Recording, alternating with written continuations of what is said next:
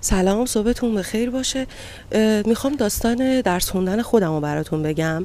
اون موقعی که من میخواستم شروع کنم به درس خوندن برای ارشد، خب دخترم شیرخواره بود، پسرم هلوش 3 سال و نیم بود، 3 و نیم 4 بود، سن خاص زیادی نداشت.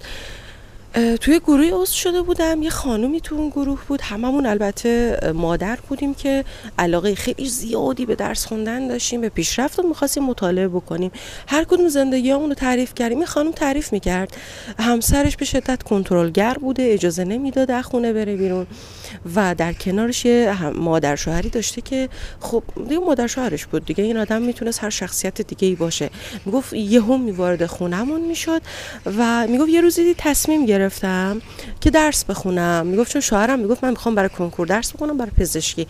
میگفت کتابای همسرم وقتی خونه نبود یواشکی میخوندم. میگفت کنکور رو یواشکی ثبت نام کردم و کاملا یادم میاد که چه جوری درس میخوند.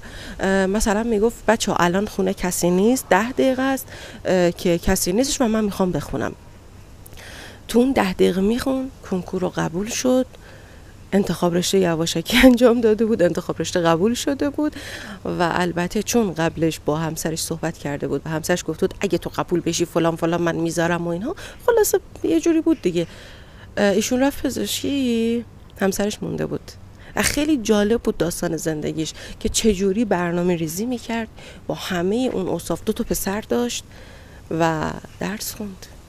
برنامه ریزی داشتن همه وسط همه سختی ها چاره سازه. بهانه تا فردا بخوای هست، تا پس فردا بخوای هست. برنامه ریزی بکن.